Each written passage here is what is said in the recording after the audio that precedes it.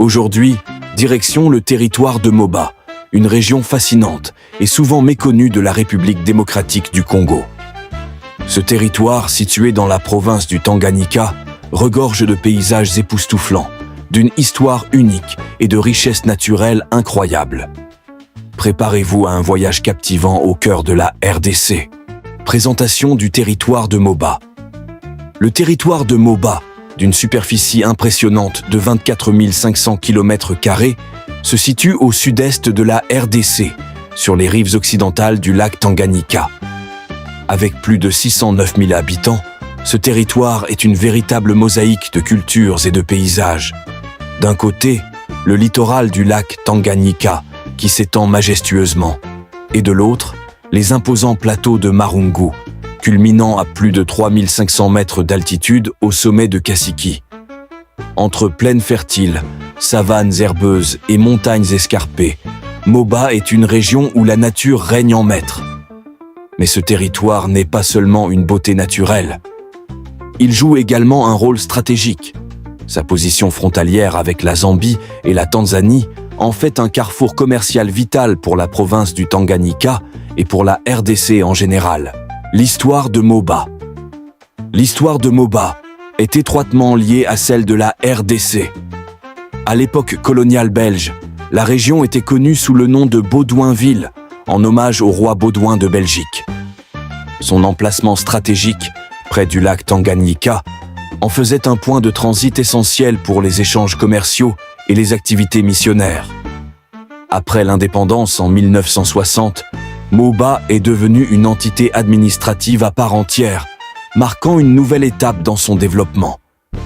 Ce territoire a été érigé pour mieux répondre aux besoins d'une population croissante et à l'importance économique croissante de la région. Aujourd'hui, Moba reste un témoin vivant de l'histoire mouvementée de la RDC, avec ses nombreux vestiges coloniaux et ses sites historiques, comme la première mission catholique à Mpala, qui a vu naître le tout premier prêtre congolais, l'abbé Stéphane Kaosé. Richesses naturelles et économiques de Moba. Moba est une région richement dotée par la nature. Son sol fertile permet une agriculture diversifiée. Parmi les cultures phares, on trouve le manioc, le maïs, les haricots, blé, pommes de terre, oignons, ails et même le riz paddy. En 2015, plus de 668 000 tonnes de manioc ont été produites, un véritable pilier alimentaire pour la région. Mais l'agriculture n'est pas le seul trésor de Moba.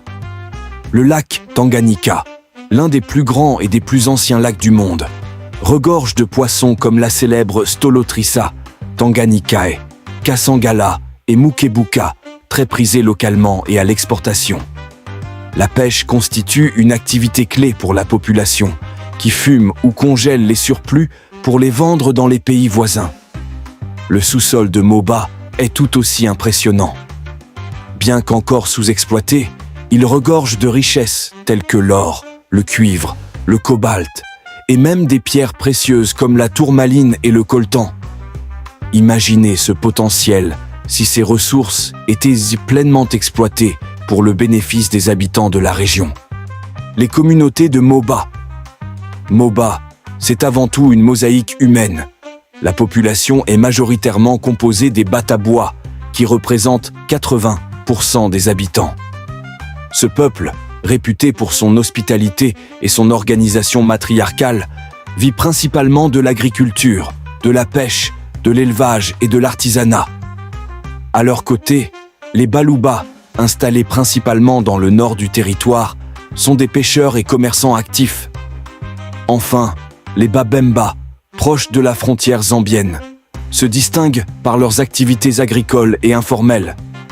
Le territoire est également riche en expressions culturelles, avec des groupes de danse traditionnels, des orchestres modernes et des langues diverses comme le Swahili, le Kitabwa et le Kibemba, qui reflètent l'identité vibrante de cette région. Atouts touristiques et sites historiques. Moba regorge de merveilles naturelles et historiques qui ne demandent qu'à être explorées. Les chutes Kitampia, hautes de 70 mètres, et celles de Ngandwe Mfwamba, Moulobozi, Foub, entouré de légendes mystiques, offre des spectacles à couper le souffle. Le territoire est également riche en histoire. La grotte de Nangou, par exemple, servait de lieu de refuge pour les prêtres catholiques dans les années 1980, tandis que les montagnes de Nzawa ont été le théâtre de la rébellion de Mzi Laurent-Désiré Kabila en 1984, appelée MOBA 1, MOBA 2, etc.